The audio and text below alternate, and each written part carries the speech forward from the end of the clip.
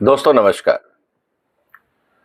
आजकल केजरीवाल की जो एप्लीकेशन हाई कोर्ट में रिजेक्ट हुई है, वो चर्चा का विषय बना हुआ है। दिल्ली हाई कोर्ट के जज ने 106 पेज का अपना ऑर्डर या जजमेंट पास किया है। बहुत डिटेल्ड है, बहुत सारे टेक्निकल आर्ग्यूमेंट्स हैं और दोनों तरफ से काफी सीनियर और एक्सपीरियंस्ड वकील खड़े हुए थे। और जो जजमेंट आया है, जो ऑर्डर आया है कोर्ट का, वो भी काफी डिटेल्ड है, काफी इंटरेस्टिंग है। उसकी एक एक लाइन मैंने पढ़ी है और आज जो मैं आपके सामने चर्चा करने वाला हूं वो ये कि इस पूरे केस में, केजरीवाल के केस में, क्या दलीलें पेश की गई थी केजरीवाल की तरफ से जिसको कोर्ट ने मानने से इनकार कर दिया। और इंटरेस्टिंग बात क्या थी, एक या दो दलीलें नहीं थी, 32 दलीलें थी। 32 की 32 मैं आज आपके सामने चर्चा करूंगा। अब सोचना आपको है कि क्या आप सारी सुनना चाहते हैं या थोड़ी बहुत सुनना चाहते हैं, क्योंकि ये केस बहुत इंटरेस्टिंग होने वाला है। निश्चित रूप से आपको पता है कि हाई कोर्ट के बाद ये केस जाएगा सुप्रीम कोर्ट। अब वहां ये दलीलें तो सामने आई गई हैं, अब इसके अलावा नई चीजें क्या सामने आएंगी। अगर आप इस पूरे घटनाक्रम को, इस पूरे जो सो कॉल्ड घोटाला हुआ है, इसको अगर आप ढंग से समझना चाहते हैं तो आने वाले दिनों में जो मैं वीडियो बनाऊंगा आपको उसको पूरा का पूरा सुनना चाहिए, वरना आप इंपॉर्टेंट मुद्दे भूल जाओगे या आपसे छूट जाएंगे। दोस्तों, सबसे पहले मैं आप लोगों से इस बात की माफी मांगना चाहता हूं, कल जो मैंने वीडियो अपलोड किया था वो सेकंड हाफ में मेरे को ये फीडबैक आया है कि उसमें साउंड क्वालिटी ठीक नहीं थी, उसमें प्रॉब्लम्स आ रही थी जो सुनने में दिक्कत हो रहा था। उसके लिए मैं माफी चाहूंगा, क्योंकि ये मेरी तरफ से नहीं था। अब ये टेक्निकली क्यों हुआ, क्योंकि आधा वीडियो रिकॉर्डिंग के समय बिल्कुल सही चला और सेकंड हाफ में क्यों ऐसा हुआ, क्या ये अपलोडिंग के समय हुआ, किसी और टेक्निकल एरर के समय हुआ, ये जानकारी मेरे पास नहीं है।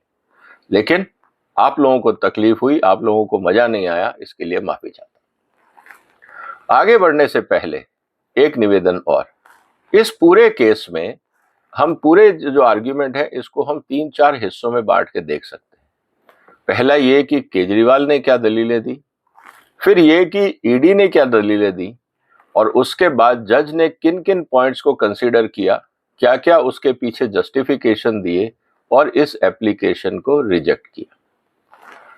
ये पूरी बातें हम कर सकते हैं और शायद इसके लिए 2 या 3 वीडियो मुझे बनाने पड़े। आज उस श्रृंखला का पहला वीडियो है। दोस्तों, सबसे इंपॉर्टेंट बात क्या है आज ये है कि हमें अब, क्योंकि ये केस एक निर्णायक दौर में आ गया है और केजरीवाल साहब को जेल से बाहर आने का रास्ता अभी नहीं दिख रहा है। अब क्या होगा? क्या दिल्ली की सरकार जेल से चलेगी? क्या केजरीवाल को सस्पेंड किया जाएगा या उनसे निवेदन किया जाएगा वो रेजिग्नेशन दें? विधानसभा को सस्पेंड किया जाएगा? विधानसभा बर्खास्त की जाएगी? प्रेसिडेंट रूल लगेगा? क्या होने वाला है? ये बहुत इंटरेस्टिंग घटनाक्रम है, क्योंकि एक सिटिंग चीफ मिनिस्टर जेल में है। इस बात को हमें ध्यान रखना होगा। और जो आर्ग्यूमेंट अभी तक ट्रायल कोर्ट में दिए, उन्होंने नहीं माना, केजरीवाल को रिमांड पे और जेल भेज दिया। फिर हाई कोर्ट में ये गए कि साहब ये पूरा मुकदमा फर्जी है, हाई कोर्ट ने वो नहीं सुनी, इनको जेल में ही रहने का आदेश दिया गया। अब ये डेफिनेटली मुद्दा जाएगा सुप्रीम कोर्ट। इसीलिए ट्रायल कोर्ट, हाई कोर्ट के मुद्दों को समझना जरूरी है, क्योंकि सुप्रीम कोर्ट में अगर आप कोई नया मुद्दा लेके नहीं आते हैं जो ऑलरेडी हाई कोर्ट में कंसीडर हो गया है या उसमें आपको कोई कमी नहीं दिखती है, तो आप सुप्रीम कोर्ट क्यों जा रहे हैं? इसका मतलब ये है कि केजरीवाल के वकील इस पूरे हाई कोर्ट के प्रोसेस में कुछ ना कुछ तो कमी ढूंढेंगे, और वो कमियां क्या होंगी, वो नए एंगल क्या होंगे, वो तो तभी समझ में आएगा जब मुद्दा सुप्रीम कोर्ट पहुंचेगा। लेकिन फिलहाल हम बात करते हैं हाई कोर्ट के जजमेंट की, जो 106 पेज का जजमेंट है, और वो किस तरह से इस पूरे घटनाक्रम में हम सबको एजुकेट करेगा कि किस तरह से ये पूरा क्राइम हुआ, क्या आर्ग्यूमेंट्स थे, ईडी ने क्या कहा और केजरीवाल की एप्लीकेशन क्यों रिजेक्ट हुई। आगे बढ़ने से पहले आपसे निवेदन है कि आप इस वीडियो को शेयर करें, इस चैनल को सब्सक्राइब करें अगर अभी तक नहीं किया है। आने वाले वीडियोस में हम और डिटेल में चर्चा करेंगे, क्योंकि जब तक as a citizen of India हम लोग सच्चाई को नहीं पहचानेंगे, आर्ग्यूमेंट्स को नहीं पहचानेंगे, तो जिस तरह से र्यूमर चलते रहते हैं या एक फैब्रिकेटेड वीडियोस बनते रहते हैं, एक दूसरे पे आरोप प्रत्यारोप होता रहता है, हम सच्चाई तक नहीं पहुंच पाए। तो हमारा मकसद है तथ्यों के आधार पे सच्चाई तक पहुंचना, और यही मेरा प्रयास रहता है आप सबके साथ। चलिए शुरुआत करते हैं इस केस की पूरी डिटेल की।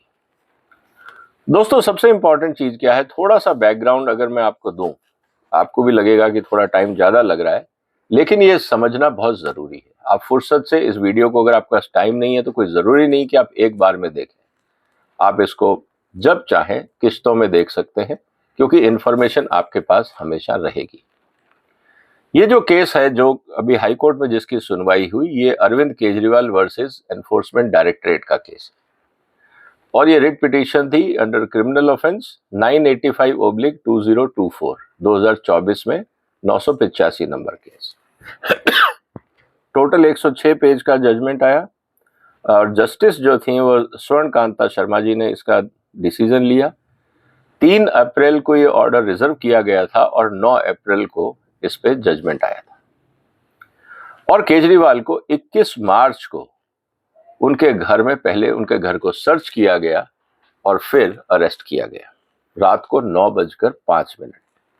अब सवाल ये था, ये केस क्यों गया? ये केस इसलिए गया कोर्ट में क्योंकि केजरीवाल के वकीलों ने ये चैलेंज किया, या केजरीवाल ने ये चैलेंज किया कि साहब ये पूरा का पूरा केस फर्जी है, ये अरेस्ट भी इल्लीगल है। ये आर्ग्यूमेंट लेके उन्होंने दिया। अब सवाल इस बात का है कि क्या ये केस इल्लीगल है, आर्बिट्री है, अनकॉन्स्टिट्यूशनल है? इन मुद्दों को लेके ये कोर्ट गए। लेकिन इंटरेस्टिंग बात क्या है दोस्तों, जो टेक्निकल और लीगल पॉइंट है जो आपको यहां समझना है, ये बेल एप्लीकेशन नहीं थी, ये इस केस को खारिज करने की एप्लीकेशन थी कि जो अरेस्ट है वो इल्लीगल है। अगर कोर्ट इस अरेस्ट को इल्लीगल बना देता तो मतलब केजरीवाल जेल से बाहर आ जाते, फिर उनको एप्लीकेशन बेल की देने की जरूरत नहीं थी। अब सवाल इस बात का है, आपके दिमाग में आया होगा कि फिर बेल एप्लीकेशन क्यों नहीं डाली गई, इस पूरे केस को या अरेस्ट को खारिज करने की एप्लीकेशन क्यों डाली गई? ये बड़ा इंटरेस्टिंग लीगल मुद्दा है। ये मुद्दा इसलिए जरूरी है क्योंकि अगर वो बेल एप्लीकेशन डालते तो केजरीवाल के वकीलों को इस बात की टेंशन थी कि फिर जो कोर्ट है कानून के हिसाब से उनको ईडी का इनपुट लेना पड़ेगा। ईडी जब तक नहीं कहेगा उनको बेल नहीं मिलेगी, और उनको ये पूरा पता था कि ईडी तो बेल के लिए राजी नहीं होगा। इसीलिए बेल एप्लीकेशन डालने का मतलब है, ये तो पहले ही पता है कि ये खारिज हो जाएगी, क्योंकि ईडी कहेगा अभी हमें इस व्यक्ति की जरूरत है, इसने अभी तक कोऑपरेट नहीं किया इन्वेस्टिगेशन में, हमारा सारा काम रुका हुआ है, टाइम वेस्ट हो रहा है, बाकी लोग जो जेल में है जिनको न्याय मिलना चाहिए उनको भी न्याय नहीं मिल पा रहा है इसके चक्कर में, इसीलिए हम इस व्यक्ति को अब बेल देने की स्थिति में नहीं है, क्योंकि 9 समन ये आदमी इग्नोर कर चुका है। ये बात हमें समझनी होगी। तो इसीलिए केजरीवाल के वकीलों को पूरा पता था कि बेल तो इनको मिलने वाली नहीं, इसीलिए हम अरेस्ट को ही चैलेंज करें।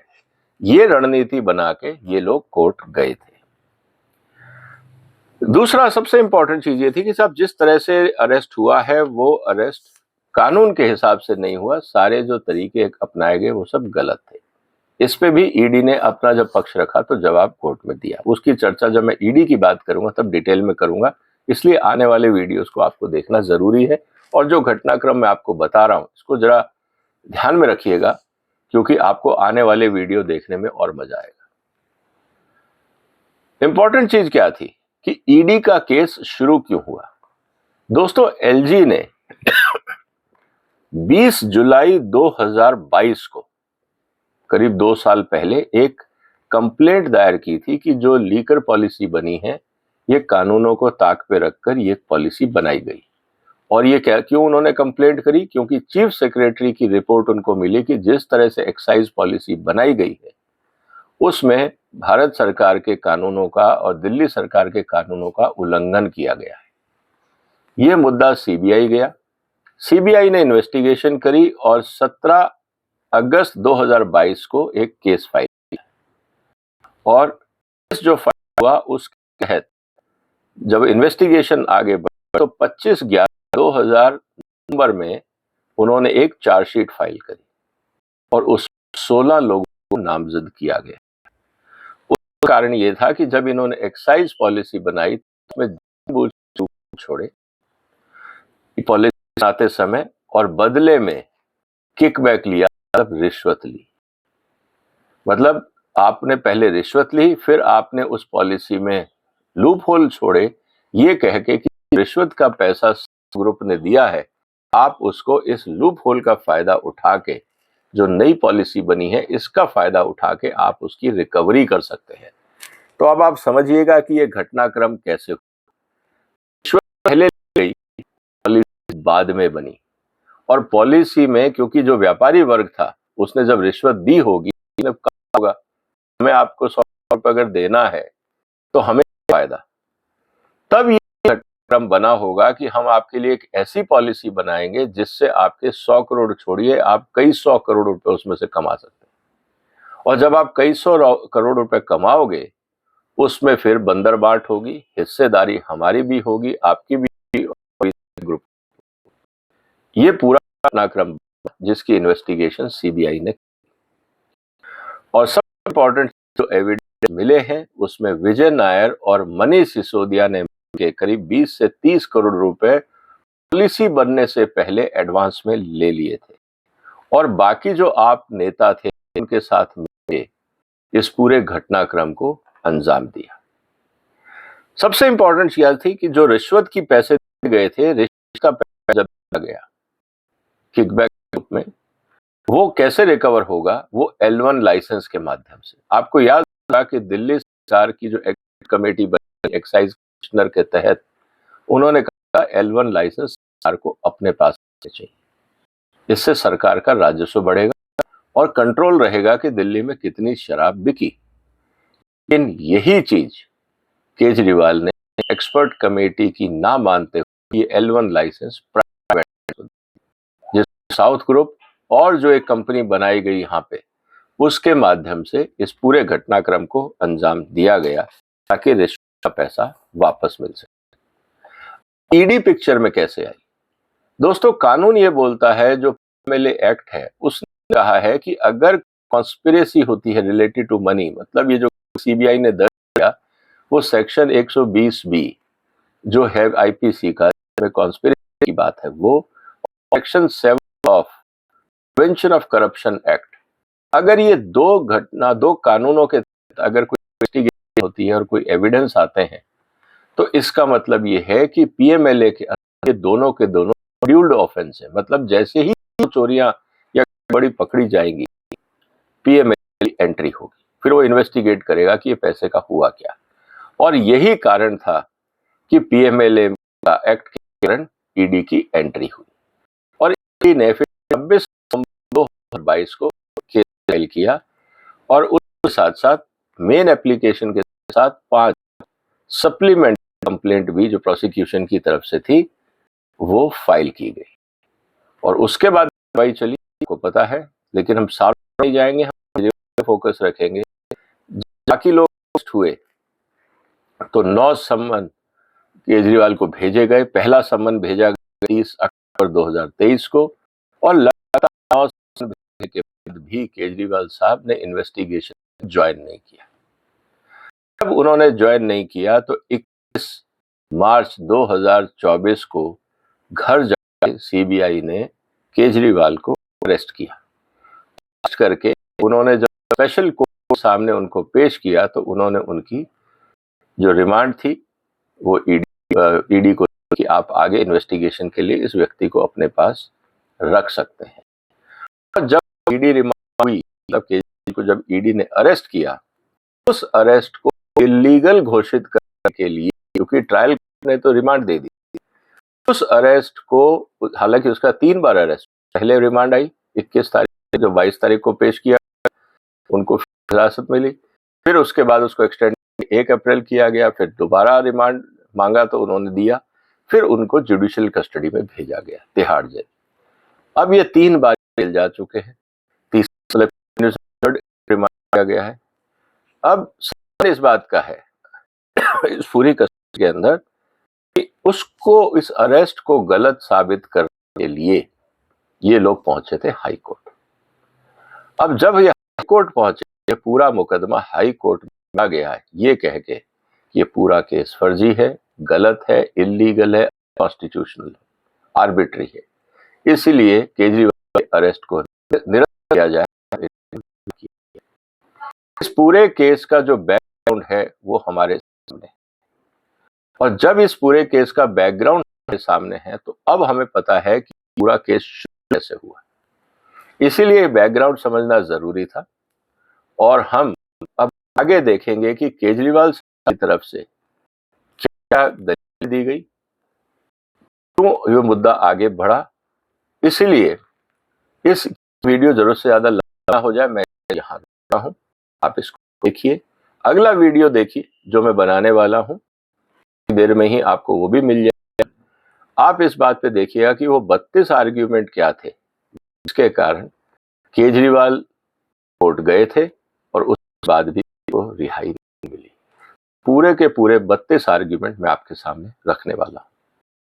कल आप वक्त निकाला, आपका धन्यवाद। आप अपना ध्यान रखिएगा और अगला वीडियो जरूर देखिए बाकी डिटेल्स के लिए। फिलहाल वंदे मातरम।